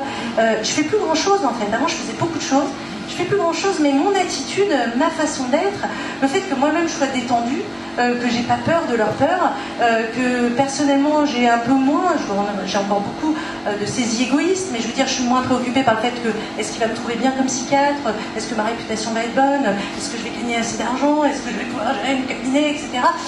Toutes ces choses qui étaient mes propres peurs, qui conditionnaient ma façon de travailler, comme elles sont un peu moins présentes, il y a plus d'espace, quoi. Donc les patients se sentent à l'aise et ils peuvent être naturels parce que je ne vais pas leur demander de devenir quelqu'un. Ah oui, je voulais parler de cette question. Quand les patients se déconstruisent, si le thérapeute n'a pas fait la traversée du vide, il va vouloir remplir le vide. C'est-à-dire qu'il y a une déconstruction, mais on va proposer autre chose. Alors vous allez faire ci, vous allez faire ça, vous allez vous faire des amis, on va faire un peu d'affirmation de soi, etc. On va lui proposer de devenir quelqu'un de un peu mieux que ce qu'il était, mais on va quand même lui proposer quelque chose. C'est très différent de travailler à ce qu'il soit rien ni personne. Est-ce que le thérapeute est prêt à ce que le patient de n'avoir aucun projet pour le patient? Rien. C'est juste lui permettre d'accéder à la réalité. Et donc là j'aborde juste le dernier point, mais du coup je vais le résumer. Le dernier point, c'est qu'est-ce que la réalité en fait? Parce que si on va dans le chemin, c'est quoi la réalité? On est obligé, si on va dans le chemin, d'avoir une petite notion, parce que c'est important, parce que c'est un peu est-ce qu'on veut emmener les gens vers là. L'ego, la libération de l'ego et le développement de la conscience en fait sont concomitants. Ça va ensemble, parce que c'est sortir des illusions mentales. Mais alors, qu'est-ce que la réalité? Donc, c'est là où je vous invite à lire l'enseignement de Triné. C'est sur les 4 classements d'intention, et il a introduit à la notion de vacuité. Et vous allez voir, voilà, la conscience, en fait, ne voit pas les objets tels qu'ils sont devant d'elle. On a sans cesse ce rapport à la réalité à travers des concepts et un langage qui n'est que conventionnel et de surface. L'idée est de dire que le corps, les sensations, l'esprit, les phénomènes n'ont pas une réalité telle qu'elle nous apparaît. Ils nous apparaissent, comment ils nous apparaissent n'est pas ce qu'ils sont. Et dans le Madhyamika, qui est en fait une école bouddhiste philosophique qui a été plus loin encore sur l'exploration de la nature de la réalité, dont Francisco Varela s'est beaucoup inspiré, qui est un chercheur neuroscientifique méditant, ils vont plus loin et ils disent que l'esprit non plus n'a pas d'existence inhérente et indépendante, il n'y a même pas d'esprit. Ils affirment non seulement la vacuité des phénomènes extérieurs, mais également la vacuité de l'esprit. L'esprit, le connaissant, l'esprit qui connaît, n'est connaissant que par rapport à ce qui est connu. Donc les choses sont interdépendantes et on ne peut pas séparer la pensée et l'objet. Et ça, c'est vraiment choc. Alors vous imaginez, vous n'allez pas dire ça à vos patients, hein, qu'il n'y a même pas d'esprit, qu'il n'y a même pas de matière, parce que si on regarde les atomes, etc., il n'y a pas. Mais en même temps, il n'y a pas non plus pas de matière, enfin, il n'y a pas rien. On bug un peu. C'est ça. C'est-à-dire, là, moi j'ai fait des méditations, c'est récent, mais qui entend le son? Et quand vous demandez le son, là, qui entend le son? En fait, c'est le son lui-même. Enfin, vous voyez, il n'y a personne qui entend le son, mais le son lui-même crée la conscience du son. Donc, voilà. Mais en même temps, ça ne veut pas dire que je suis tout seul dans l'univers. Alors ça, c'est aussi un point. Le solipsisme, c'est de croire que je suis tout seul et que c'est moi qui invente tout avec mon esprit. C'est pas ça non plus, vous voyez. Donc moi, j'en suis là. Je vais vous dire, j'en suis à peu près là. C'était, au niveau théorique pour l'instant. J'en suis même pas là encore, voilà. Mais je dirais que ça m'intéresse, quoi. Je me dis, tiens, voilà. Tiens, je commence à toucher des... Pour vous dire, récemment, j'ai goûté peut-être à un moment donné un petit peu de ce qu'il est de la nature de l'esprit ou la vacuité. Et encore, mon maître, parce que je suis suivie hein, quand même, dit bon, non, on va travailler encore. Là, t'as pas encore saisi. Bon, donc faut aller plus loin. Voilà. Donc je vais pas parler de tout, mais juste le Bouddha, en éliminant toutes les obstructions à l'éveil, acquiert la double connaissance. Premièrement, la connaissance des choses telles qu'elles sont en dernière analyse, c'est-à-dire la vacuité, et deuxièmement, tout ce que la vacuité qualifie, c'est-à-dire tout ce qui peut apparaître, et tous les possibles également, il devient omniscient. Voilà, ça c'est l'éveil. Bon, et donc avec nos patients, ils viennent, et j'aime bien cette image de Triné, je vais la reprendre, et on va peut-être pouvoir parler ensemble après. Il dit, voilà, on s'efforce en général, si on regarde notre activité habituelle, on passe notre entière existence à rendre la vie plus agréable pour nous, et on essaie de faire cela en changeant les conditions extérieures. On va avoir une meilleure maison, une plus belle voiture, de plus jolis vêtements, voilà, et se souvenir qu'il y a des serpents dans l'arbre et qu'il ne faut pas y aller, etc. Mais jamais on ne pourra rendre totalement le monde libre de tout danger. C'est comme si on voulait changer le monde extérieur. C'est comme si on disait, quand je marche sur le sol me fait mal aux pieds à cause des pierres et des débris. Donc pour cela, il faut que je trouve un cuir pour mettre sur toute la surface de la terre. Ainsi, en marchant, je ne me ferai plus mal. Mais où trouver un morceau de cuir aussi grand? Jamais vous ne le trouverez. Mais si vous trouvez un morceau de cuir qui a juste la taille de vos pieds, c'est comme si vous avez couvert la terre entière de cuir. Vous pouvez marcher partout et jamais vous ne vous ferez mal. De même, si vous apprivoisez votre esprit, eh bien à ce moment-là, vous apprivoisez le monde, l'univers. Aucun serpent ne pourra vous faire de mal, parce que ce serpent, ultimement, en dernière analyse, n'a pas de réalité ultime. On verra ça plus tard. Voilà. Et c'est par la compréhension et la vacuité qu'on peut se libérer. Et il dit, dès lors que la confusion est dissipée, nous sommes ce que nous avons toujours été, libres, la nature de Bouddha. Et ce qui empêche notre liberté fondamentale, c'est cet égarement adventiste qui n'est qu'un assujettissement intérieur. Et donc, voilà. Par rapport à la compassion aussi, vous savez, on entend beaucoup le fait qu'il faut pratiquer la compassion et tout, et c'est important de comprendre qu'elle est là, que l'homme est fondamentalement bon, on a tous la nature de Bouddha, à partir du moment où on est libéré, éveillé, toutes nos qualités s'expriment spontanément. Ça aussi, c'est un point très important pour moi dans la thérapie, c'est cette croyance, enfin, c'est pas une croyance, puisque je l'ai quand même validé beaucoup, cet optimisme, cette confiance que j'ai, moi, dans la nature humaine, et que j'ai toujours eu depuis que je suis petite, du fait que tout le monde est sympa, bon, et tout le monde peut guérir, et que c'est juste, les gens, ils se prennent un peu trop la tête, quoi, vous voyez, je vous disais ça déjà à un moment, puis là, c'est validé que... beaucoup de patients viennent et disent, ils n'y croient pas, en fait, qu'ils sont, eux, fondamentalement, spontanément sains. Et c'est là où vous allez lutter, c'est là où c'est pas évident, parce que, et si vos confrères, si les gens autour de vous n'ont pas cette confiance, donc je crois beaucoup à la Sangha, à la communauté des thérapeutes qui sont en chemin, et si possible en chemin un peu libérés de leur monde des enfers, des dieux, etc. C'est-à-dire pas trop dans la compétition les uns les autres, à se juger, parce que c'est plus sympa, pour qu'on puisse avancer, qu'on puisse nous-mêmes témoigner de nos propres difficultés ensemble, parce que c'est beau, c'est très beau la vulnérabilité, c'est ce qu'il y a de plus humain, justement, de plus doux. Et puis c'est le chemin, justement, de l'humilité. Et c'est toutes les qualités du Bouddha. Je ne vous ai pas cité, en fait, tous les facteurs, les qualités positives qu'on atteint dans l'éveil, mais notamment, c'est l'authenticité, la simplicité, l'humilité, faire passer... le don, la générosité, vous voyez, c'est magnifique d'aller vers ce chemin, et c'est pas un chemin du tout où on est supérieur aux autres et on n'est pas expert de rien du tout, parce que chacun a son expérience unique, personne ne sait la vérité, personne ne peut prétendre la détenir. Donc voilà, c'est pour ça que je suis venue aussi, c'est pour faire passer un message, pour dire ce serait bien si on était nombreux à faire ce chemin. Donc vous voyez, on va être quelques-uns, une vingtaine à commencer la formation en janvier, on s'aime tous beaucoup, on est tous... voilà, tous authentiques, et on va aller travailler sur nous-mêmes pour essayer d'être de plus en plus simple, et puis amener les gens vers l'ouverture du cœur et les patients, parce que voilà, c'est un petit peu le chemin de guérison. Voilà. Merci beaucoup. Merci. Je vais parler beaucoup de technique, mais je peux répondre à...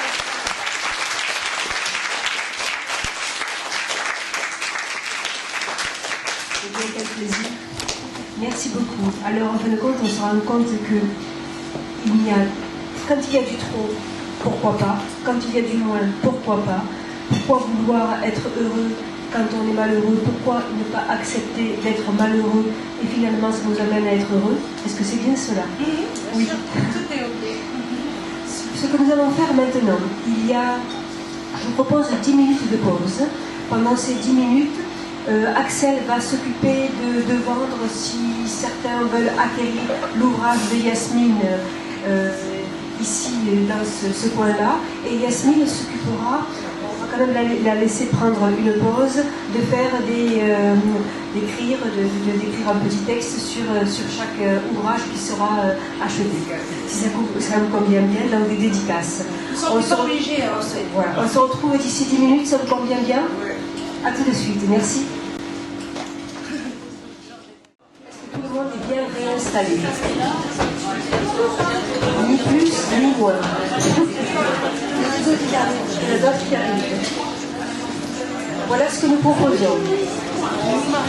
Nous proposons maintenant de prendre le temps pour chacun de poser des questions. Je vous propose, je lui demande de faire en sorte de poser des questions suffisamment concises, comme j'ai dit tout à l'heure, pour que tout le monde puisse s'exprimer. Il y a du monde. Et nous aurons terminé à 22 h. Si certaines personnes veulent poursuivre la soirée encore pendant un quart d'heure, 20 minutes avec Yasmine, bienvenue. Voilà, à propos des questions, donc, qui veut commencer? Qui a une question ou un témoignage? Moi, je veux commencer. Oui. Vraiment, c'est un bonheur de hyper. Comment dire? Quand j'entends le bouddhisme, j'ai tendance un peu à fuir. Et là, je suis plus parce que c'est toi qui me fait rencontrer la l'esprit. Je sais qu'à chaque fois, c'est foisonnant, c'est vrai, c'est nature, on apprend plein de choses. Et du coup, là, j'ai vraiment été interpellée. Et je voulais dire merci parce que ça m'ouvre à quelque chose auquel j'étais un peu perplexe. Ah ouais, super, merci Irène. Alors moi aussi je t'aime beaucoup, hein, j'en profite pour te le dire. Irène c'est une belle personne, belle thérapeute hein, aussi. Voilà,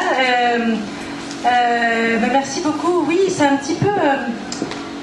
c'est un peu pour ça aussi que je voulais parler de ça aussi, pour rendre des choses simples, aller à l'essentiel, parce que j'ai eu la chance de rencontrer Tilman Bogart, qui est quelqu'un qui a quand même été 30 ans moine dans la tradition tibétaine, avec sa robe, avec tous ces rites, les mantras, et tout ce qu'on fait dans le bouddhisme tibétain qui est assez obscur pour nous. Et puis il a rendu sa robe, et puis il a commencé à enseigner vraiment de façon très simple. Il disait, mais finalement, tout l'enseignement de bouddhisme, c'est être naturel, quoi. C'est juste tranquille, quoi. Et il s'en fiche de notre posture. Et il nous a transmis ça. Et quelque part, c'est un peu aussi ce que j'ai appris que je voulais transmettre, que le bouddhisme, c'est vraiment quelque chose de très moderne, de très simple, de très vivant. Donc je suis contente parce que c'était un peu, voilà, ce que je voulais transmettre. Merci Irène, merci beaucoup.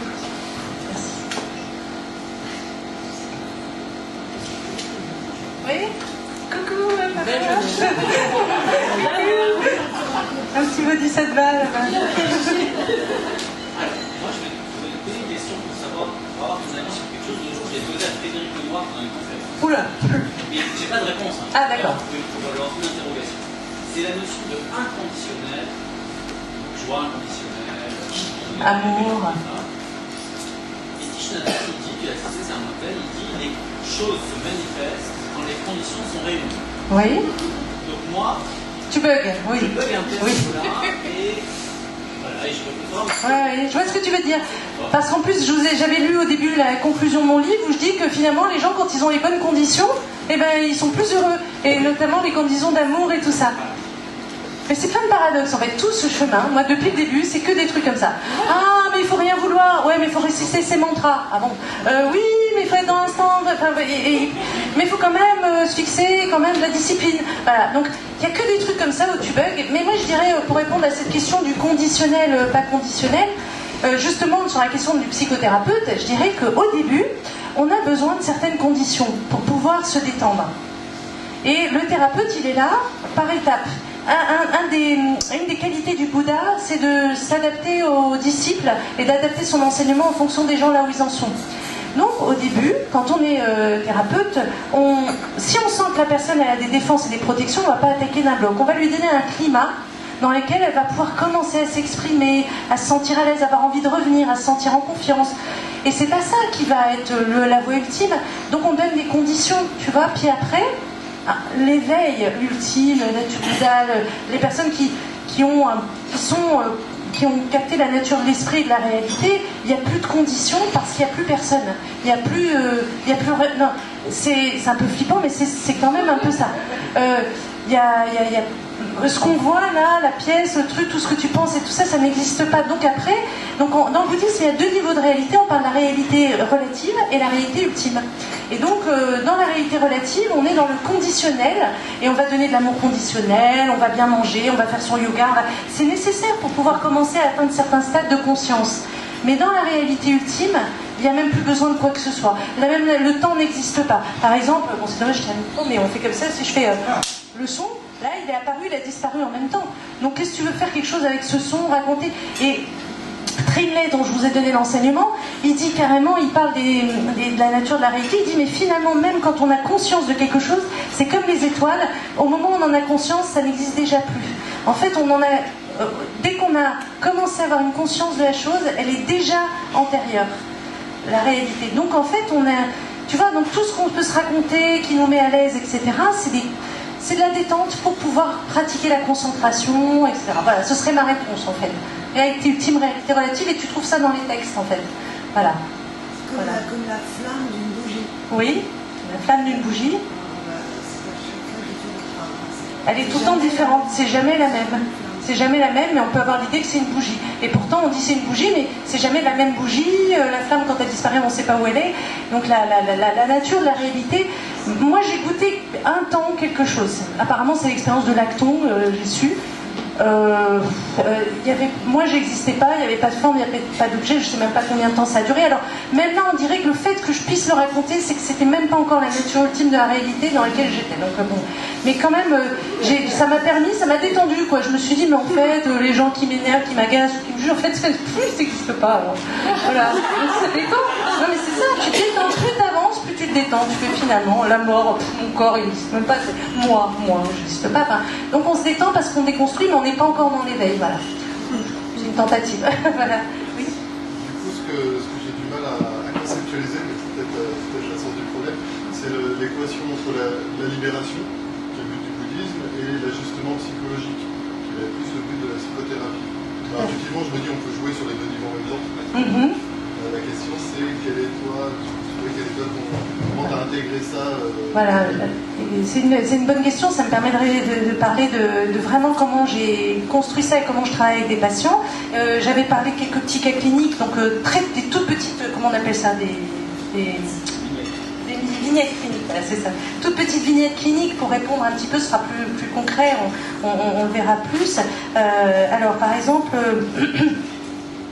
Voilà, Marie, elle arrive, elle a 46 ans, elle avait des troubles obsessionnels compulsifs assez graves, elle nettoie tout, elle range tout, et elle peut même pas manger chez les gens, elle peut rien faire tellement, elle a la phobie de la contamination, et elle a fait une vraie bouffée délirante aiguë, où elle s'est fait retirer la poitrine, puis remettre de la poitrine à 3 semaines d'intervalle, ou quelques mois d'intervalle, et puis elle a jeté aussi tout chez elle, tellement elle était persuadée que quelqu'un avait contaminé chez elle, elle a tout jeté, les objets, etc. Moi, je l'ai vue en consultation, elle était très speed et très fermée et seule, et puis très obtuse, focalisée sur ses peurs et puis surtout sur ses difficultés sentimentales. Hein, c'était ça son obsession, elle n'avait pas de mec. C'était son seul problème en fait. Le reste, on ne pouvait pas vraiment l'aborder. Bon. Elle a fait une fois une tentative de suicide, c'était le 14 février, parce que le gars n'est pas venu le 14 février. Donc, je ne savais plus où elle habitait, j'avais pas les dossiers, il a fallu envoyer les pompiers, etc. Voilà un peu le tableau. Et bien, comment on travaille avec une personne comme ça ? C'est pas la peine de lui parler de tout ce qu'on a parlé, mais pourtant, moi je sais, j'ai un filigrane, je vois bien. J'ai ma grille de lecture, et parce que moi-même j'ai traversé aussi des choses qui peuvent être proches de ce qu'elle vit, à minima, hein, je suis pas comme ça, mais à minima, j'ai regardé toute ma souffrance, je sais toutes les palettes de mon impulsivité, de mon besoin affectif, de des fois où je suis trop obsessionnelle, ou trop rigide, où je veux maîtriser les choses, sans être à ce stade.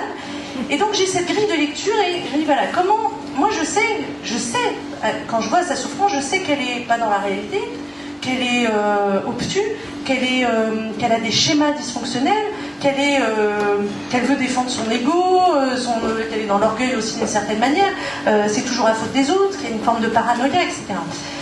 Et avec elle, il faut y aller très doucement, donc ça va être déjà instaurer un climat de confiance, parce qu'elle a du mal à venir. Donc le climat de confiance, je vais faire en sorte qu'elle puisse venir, il faut donner les conditions, ce dont parlait Benjamin. Voilà. Après, on a commencé à travailler un tout petit peu avec la pleine conscience, c'est-à-dire de temps en temps, quand elle me racontait tous ces trucs, elle n'a pas de mec, qu'est-ce qu'il faut faire pour avoir un mec, bon. Je dis, mais là, vous ressentez quoi comme émotion ? Voilà. Elle ne se pose pas la question, elle est, vous savez, le monde des animaux, là, elle est obtuse, elle est obstinée, elle veut son truc, hein, elle voit rien, elle est dans l'ignorance. Mais juste de lui poser une question comme ça sur le corps, c'est où l'émotion là ? Qu'est-ce que vous ressentez comme... Et petit à petit, ça a été quand même 3 ans ou 4 ans de travail. Hein. Elle a fait MBCT il y a 2 ans, ou 1 an et demi, le protocole MBCT. Elle venait, mais elle ne méditait pas chez elle après le protocole MBCT. Elle a fait quelques stages avec Stéphane Ford, des week-ends qu'on a fait sur l'amour, la compassion. Elle parlait à personne quand elle venait dans les groupes. Et petit à petit, et j'ai fait maintenant des journées méditation émotion. Ce que je fais, c'est que je fais des journées entières où on va méditer, et toute la journée, toutes les 5 minutes quasiment, je leur dis, vous ressentez quoi comme émotion? C'est insupportable, ils n'en peuvent plus. Hein. Là maintenant, tout de suite, vous ressentez quoi comme émotion? Ils sont obligés de noter sur leur carnet, ils ont le lexique. Vous ressentez quoi comme émotion? Alors qu'ils ont envie de réfléchir, de discuter. Et c'est où dans le corps? Et puis je mets des musiques exprès qui vont induire la peur, je mets des trucs qui vont les faire flipper, ou alors des musiques d'enfants. Alors ils sont là, ils pleurent, etc. Et ils disent, oh mais je ressens des trucs. Ben ouais, vous ressentez des trucs dans le corps et tout. Ils sortent de leur film, et puis je les ramène. Et elle, au bout de 2 stages comme ça, là, il y a un truc qui a changé. Un truc qui s'est détendu. Elle commence à dire, en fait, j'ai pas forcément besoin d'avoir un mec dans ma vie, en fait. Et puis, ouais, quand même, je me dis que j'exagérais un peu avant, quand même. Et elle commence à voir son mental, son impulsivité, et elle commence à être un tout petit peu plus douce. Et là, on commence à travailler sur les différents stades qu'on voit dans les différents niveaux. C'est-à-dire, là, elle médite tous les jours, maintenant quotidiennement, donc elle peut commencer à voir ses sensations, etc. Elle peut commencer à voir ses schémas. Son impulsivité est beaucoup moins impulsive maintenant. Elle voit quand elle est en colère, elle voit quand elle est dans toutes ses tendances, dans le désir. Et on peut commencer à parler de l'histoire des 6 mondes avec elle, là maintenant. Mais 3 ans de travail pour commencer. Donc voilà, donc moi je dirais qu'on saupoudre des petits ingrédients, puis quand la personne est prête, alors on y va et on peut y aller plus fort. Donc, mais il faut connaître les étapes, et c'est là où c'est important d'avoir une certaine discipline soi-même et une certaine connaissance, quoi, parce que on ne peut pas emmener les gens, et puis si on ne sait pas où on va et les étapes, des fois on les emmène dans des trucs et on ne sait plus quoi faire, et ça m'est arrivé, hein, peut-être au début, et encore maintenant. C'est pour ça qu'il faut être supervisé par des gens qui eux-mêmes ont peut-être atteint un stade très important. Et puis, c'est un chemin, c'est très balisé, mais il n'a pas été rédigé en français. Il va y avoir un livre par Tilman Bogart, il est en allemand pour l'instant, sur la psychologie bouddhiste. Et là, vraiment, c'est un gros pavé avec toutes les étapes et tout ce qu'on veut faire. C'est vraiment, voilà. Et moi, j'aimerais bien faire quelque chose, peut-être un jour. Alors, c'était un peu l'objet de mes 2 livres, surtout le dernier, mais peut-être expliquer effectivement en fonction des étapes, comment on fait avec telle personne, les troubles du comportement alimentaire, quelqu'un qui fait 10 crises de boulimie par jour, qui se fait vomir. C'est très dur de commencer une psychothérapie, ou les gens qui sont sous l'effet de l'alcool, etc. Donc comment on travaille avec eux? Ça va être le climat que vous allez instaurer dans la consultation. Ça va être vraiment l'acceptation radicale du moment et de ce qui est là. Et ça, c'est déjà révolutionnaire. Les gens ne savent jamais ce qui se passe vraiment là. Donc on va créer un espèce de silence. Et là maintenant, dans le corps, alors ils vont vous raconter, qu'est-ce que vous ressentez dans le corps? Oh, j'ai mal au dos depuis 1 semaine. Non, mais là maintenant, est-ce que vous avez soif? Ah ouais, j'ai soif.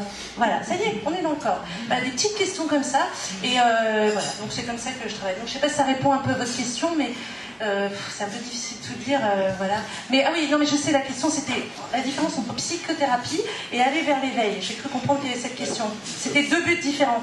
Voilà. Ça peut paraître antithétique. Alors justement, c'est pour ça que je pose cette question ici, c'est une réflexion, et c'est très bien votre question. Je dirais moi que des fois je vais trop loin, c'est-à-dire que ce n'est pas que de la psychothérapie, et je deviens plus prudente maintenant, et je valide avec les gens où est-ce qu'ils veulent aller. C'est-à-dire, est-ce qu'on veut juste maintenir un peu de confort, la personne qu'elle puisse être sympa avec son mari, ses enfants, et qu'elle puisse travailler, puis ça suffit, on va en rester là. Et puis si elle veut aller plus loin, qu'elle fait la demande, elle sait qu'elle peut aller plus loin, et on va l'emmener. Voilà, moi je dirais que c'est, on va se limiter à aider les gens à fonctionner dans leur samsara, quelque part. Hein, j'ai pris conscience de ça un jour, il n'y a pas longtemps, hein, je me suis dit, mais finalement les gens, j'ai trop envie de les sortir de là, alors moi-même je suis encore dedans, en plus c'est un peu prétentieux, et j'ai envie de... Voilà, et en fait, pourquoi? Ça se trouve, il faut juste les laisser fonctionner, quoi. Ils ont juste envie de fonctionner dans le monde, aller à leur travail, dans leur entreprise, et voilà. Mais quand même, on peut leur donner des petites clés, et peut-être d'eux-mêmes ils vont vouloir aller un peu plus loin, et dans ce cas-là ça ne nous appartient pas, et voilà. Donc c'est une très bonne question, c'est une question éthique en fait, hein. Merci beaucoup. Vous parliez d'ailleurs tout à l'heure de n'avoir aucun projet pour le métier, donc c'est une disponibilité dans laquelle vous vous mettez, de pouvoir effectivement nous faire recevoir son fonctionnement, enfin son fonctionner aussi, dans ce cadre de vie. Oui, c'est... Ah oui, vous avez raison. Mais ça me fait penser à un livre que je peux vous conseiller. Erich Fromm et Suzuki et tout ça, c'était une conférence bouddhisme et psychanalyse.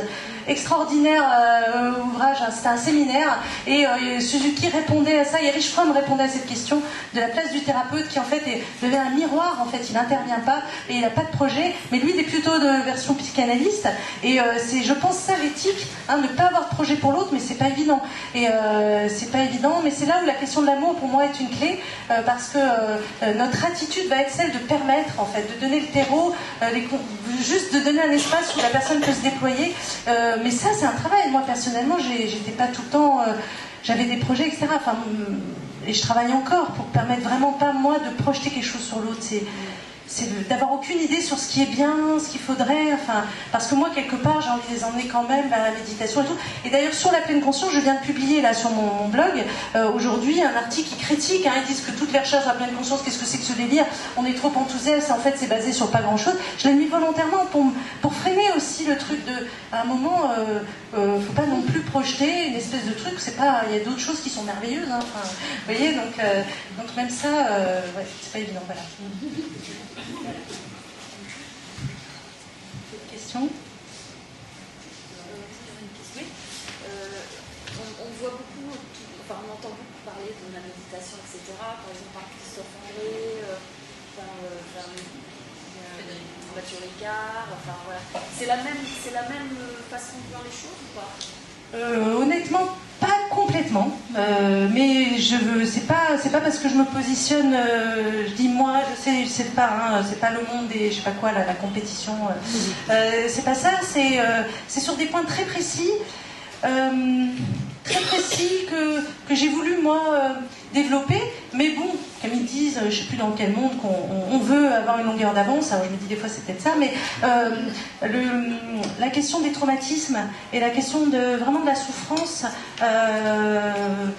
moi je travaille beaucoup sur ça et comment dire, je dirais la vacuité, la traversée du vide, les moments où les gens vont très mal, que c'est vraiment très riche et important, intéressant, on n'entend pas forcément. Hein. Il y a parfois un discours un peu positif sur la méditation. Moi, je dirais que j'ai plus un discours négatif, pas négatif, mais un peu plus... voilà. Enfin, c'est parce que ça... Enfin, non, mais surtout, pas d'interprétation, mais comme je travaille sur... Enfin, je suis avec des patients toute la semaine, etc., comment dire, c'est terrible quoi, c'est un chemin, moi j'ai traversé, c'est des années, c'est très dur quoi, c'est pas si... Enfin voilà, donc je suis un peu plus prudente on va dire, voilà, peut-être plus prudente et puis je parle des thérapeutes américains, donc voilà, je dirais en ça je suis un petit peu différente, mais c'est pas, voilà, mais c'est pas que c'est... Voilà, c'est très bien... Voilà.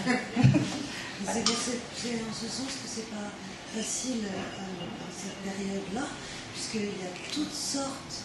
Ça surgit de partout, les coachings, les méditations positives.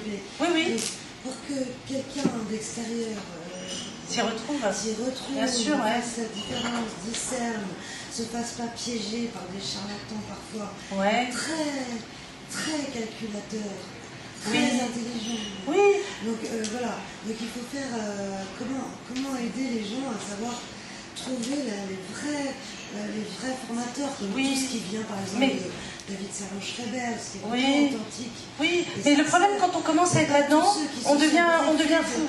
Parce que qu'est-ce qui est vrai, qu'est-ce qui est juste, et on finit par s'entretuer. Et c'est le cas en ce moment. Hein. Ouais, mais toi, ouais, mais machin. Vous voyez l'ADM, l'Association pour le développement de la mindfulness. C'est super, mais c'est la guerre à l'intérieur, c'est la guerre, ça fait 10 ans. Moi, j'étais au tout début de l'ADM, j'étais dans le premier CA, mais on se tape dessus tout le temps. Ouais, mais moi je suis MBSR, toi t'es MBCT, ouais, mais qui est vraiment un formateur MBSR? Et c'est qui la pleine conscience? Vous savez qu'une retraite chez Thich Nhat Hanh, c'est pas validant hein, pour la pleine conscience si vous voulez être instructeur. Alors quand même, ça vient de chez Thich Nhat Hanh, le mot, enfin la pleine conscience est là. Donc vous voyez, on devient fou quand on essaie de savoir où est la vérité. Moi je ne rentre pas là-dedans, je dirais que le mieux c'est de proposer, de faire confiance au fait que chacun va sentir ce qui est juste pour lui, on offre des choses, on informe. Moi c'est pour ça que je voulais informer sur le bouddhisme, la psychologie bouddhiste, parce qu'il faut savoir, les gens savent, voilà, il faut qu'il y ait des gens qui disent, bon ben moi je vous dis, voilà, je vous dis ce que j'ai appris moi, et puis je transmets, et puis je propose... Personne ne va sentir, mais il y a tellement de gens fragiles qui demandent. Bah oui. C'est justement les gens fragiles qui se font piéger. Oui, peut-être... Donc il faut peut-être... ouais, c'est vrai. Mais il y a pire, on se fait piéger par la cigarette, on se fait piéger par les politiques, par les... Vous voyez, il y a tellement de pièges tout le temps. Non, mais je sais, Caroline, mais je vais pas vous dire, oui, c'est horrible. Oui, mais c'est peut-être important de faire des points là-dessus. Oui, en privé peut-être. Voilà, je dirais en privé, non mais quand même, il faut être un peu... Mais non, mais on n'est pas sûr de savoir, voilà. Moi, vraiment, j'ai trouvé que le fait que, voilà, Quand on va voir Amma, on se détend et tout est plus simple, par exemple, parce que son exemple, ça suffit, quoi. Sa présence, voilà, moi j'aime bien, je suis bien auprès d'elle. Ben voilà, on le sent quand même, et puis on va vers là où on a envie d'aller. Voilà. Désolée, hein, ça va. Bon, vous parlez d'Amma. Oui, Amma, oui, parce qu'elle est là en ce moment à Paris. Alors, et alors, ça moi j'aime beaucoup. Ah oui, parce que j'ai dit mon Amma. Mais non, mais parce que Amma, le darshan. Non, mais Amma, c'est un être qui incarne les qualités éveillées. Donc c'est l'occasion d'aller voir ce que ça peut être un Bouddha, selon. Voilà, c'est un Bouddha vivant. Il y a Tishnatan aussi, hein, mais voilà, il faut aller au village des pruniers. Et Amma, c'est un Bouddha vivant, c'est-à-dire elle incarne les qualités d'éveil, c'est-à-dire cette clarté, cette omniscience, cette compassion infinie, cette énergie, elle dort jamais, elle a pris 33 millions de personnes dans les bras. Ça vaut le coup d'aller voir qu'est-ce que ça peut être un Bouddha, quoi, quand c'est là, parce qu'on a. Il n'y en a pas toujours, voilà. Donc je dirais que c'est un peu l'incarnation et on se sent bien auprès d'elle. Et l'idée, pourquoi c'est important la psychologie bouddhiste? Pourquoi je vous parle de tout ça pour les patients? Parce que quand on travaille à développer ces qualités, les gens se sentent mieux auprès de nous, donc les patients, ça résout beaucoup de leurs problèmes en fait.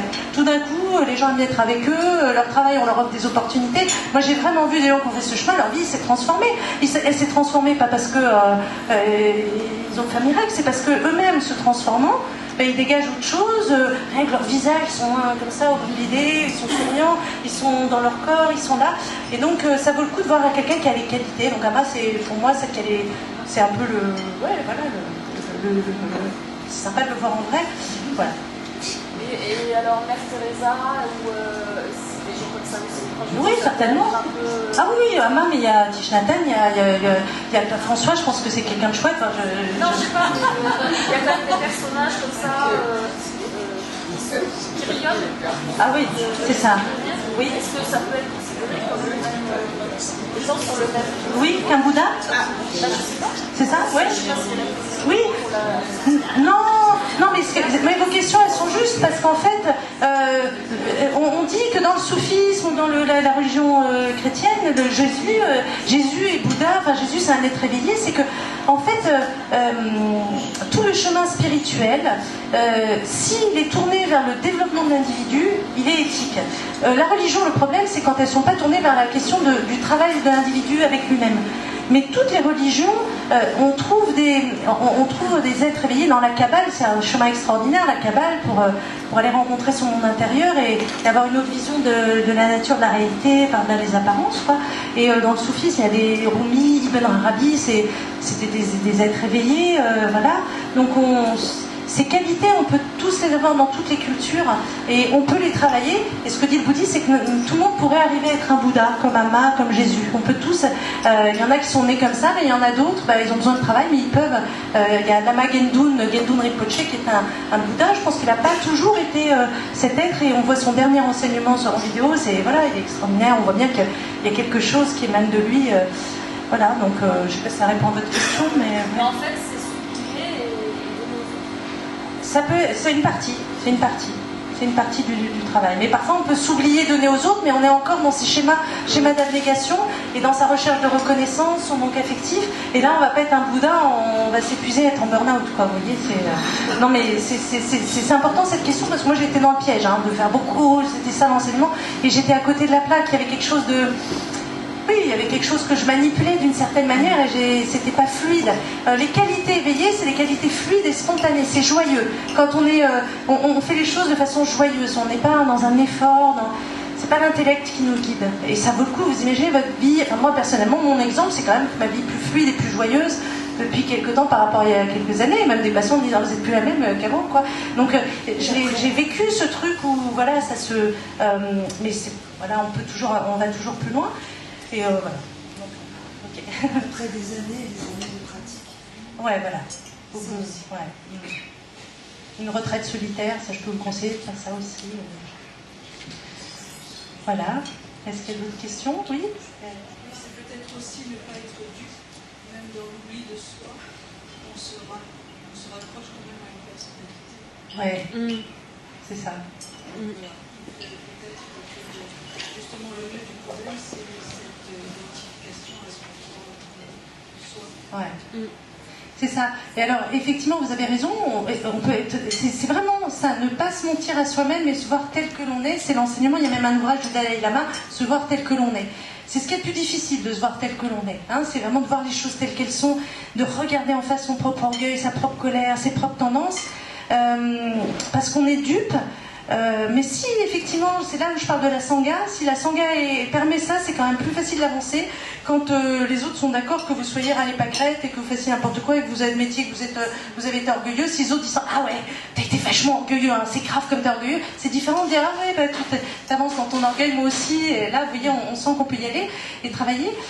On est subtilement dupe et c'est pour ça que c'est bien d'avoir quand même un maître spirituel dans ce chemin-là, c'est là où la différence thérapeute-maître spirituel est importante. Il faut bien avoir les idées claires, mais le thérapeute peut quand même être là pour nous montrer des choses, mais il faut qu'il reste dans son rôle de thérapeute, c'est-à-dire on va parler des schémas, des tendances, on va utiliser un langage qui va être celui des psychothérapies validées, il vaut mieux, mais pour pas induire une sorte de confusion. Mais il faut quelqu'un d'autre qui le voit quand même. Vous voyez, tout seul, on ne voit pas ses propres supercheries. Et moi, c'est vraiment dans des retraites avec des enseignants qui m'ont... Enfin, des trucs où je me retrouvais dans des impasses, où enfin, je m'en suis pris dans la figure d'une certaine manière, des trucs qui ne marchaient pas. Ah ouais, quand même, ouais, là, j'ai vu que... Voilà, vous voyez, donc c'est vrai. Pas évident. Voilà. Oui, dernière question. En tant que thérapeute, comment amener votre patient à la notion de vacuité puisque la notion de vacuité est quand même un terme qui est très très difficile tant qu'on ne l'a pas expérimenté. Bien sûr. Donc, pour parler de la vacuité, comment amener le patient à comprendre cette sensation? Ouais. Alors je vous dirais, l'exemple que je vous ai donné tout à l'heure du patient qui tout d'un coup s'est rendu compte que sa respiration avait respiré d'elle-même, il a touché par l'expérience en fait. C'est la méditation. Il n'y a pas besoin d'en parler. Je dirais qu'il ne faut surtout pas en parler d'ailleurs parce que ça crée que de la confusion. Il ne faut pas en parler. Mais il y a là encore tout un tas d'exercices, de choses à faire. Quand par exemple j'en fais travailler sur les émotions et que je passe une musique qui va générer des sensations dans le corps et des émotions et que tout d'un coup je passe à une autre, sans transition, puis après une autre, puis après une autre, à un moment ils lâchent prise et ils sont dans cette ouverture de simplement à chaque fois, ah bah tiens là, une douleur là, ah bah tiens là, ça picote là, et à un moment ils commencent à goûter quelque chose de, voilà, l'impermanence, du fait qu'il n'y a rien à saisir, que pourtant il se passe quelque chose mais il se passe rien parce que ça a disparu en 2 secondes, donc est-ce que ça existe, est-ce que ça n'existe pas, ils commencent à sentir que l'émotion en fait elle n'a pas de, il n'y a rien, puisque elle se dissout. Et ils font l'expérience. Donc je dirais, il ne faut pas leur en parler. Par contre, au bout d'un moment, il y a des patients qui sont curieux. Et là, on peut commencer à des ouvrages, venir. J'ai des patients ça fait plusieurs années qu'ils suivent tout ce chemin et qui ont même pu suivre des enseignements bouddhistes après, et qui là sont à l'aise avec tout ça. Ils vont lire des livres et des ouvrages sur... Voilà, il y a un livre qui s'appelle The Void de Almas. Je vais citer un tout petit livre d'un thérapeute américain, The Void, le vide, hein, c'est pas The Voice. Et en fait, le The Void, c'est la traversée du vide et comment la traversée du vide au niveau corporel. Vous savez, quand les patients disent je me sens vide et que c'est l'angoisse totale, que vous restez avec eux dans le corps. Il faut toujours les ramener dans le corps parce que le mental, c'est la dissociation, c'est l'évitement. On reste dans le vide. Il est où le vide? Est-ce que c'est tombé d'une falaise? À quelle couleur? Et on tombe dedans et on y va jusqu'au bout. Des fois, ils hurlent, les patients, quand on fait cette traversée. À un moment, il y a un espace qui s'ouvre et ils contactent la vacuité. C'est ce que décrit Almas en thérapie. Donc on ne leur parle pas de la vacuité, on va leur faire l'expérience à un moment donné de la nature des phénomènes. Donc je dirais c'est par l'expérience. Et c'est là où il faut quand même avoir un petit peu connaître soi-même, avoir traversé pour savoir à quel moment il faut faire tel exercice. Des fois, moi je fais des exercices avec les 5 sens, des fois, il y a des patients avec qui il faut faire une méditation que sur le souffle, des fois c'est du travail corporel et des massages qui va les aider. Vous voyez, ça dépend des personnes en fait. Voilà. Donc, mais il vaut mieux pas leur en parler. Voilà, merci. Vous avez parlé du protocole de MCB, c'est ça? MBCT. C'est C'est pour la rechute dépressive et c'est basé sur la méditation. Si vous allez sur mon site, j'explique un petit peu, puis sur internet vous trouverez, ou dans mon livre j'en parle aussi. Voilà, c'est très à la fois. Merci. Voilà, merci beaucoup. Merci.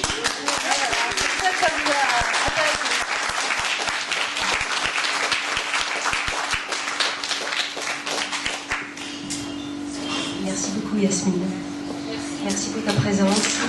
Merci pour tout ce que tu nous as apporté ce soir, puisque en l'espace de 1h03, en ce qui me concerne, je pense que je ne suis pas la seule, il y a bien plus qu'un enseignement. Il y a une présence et la possibilité de rencontrer ce que nous cherchons ici lors de ces soirées, c'est-à-dire ne pas, voilà, lors de ces soirées, c'est ne pas en faire trop et en même temps rester au bon endroit. Rester au bon endroit sur ce qui se passe, sur ce que nous proposons, et tu fais partie des personnes qui nous ont amenés ici ce soir à cet espace-là. Merci beaucoup. Merci.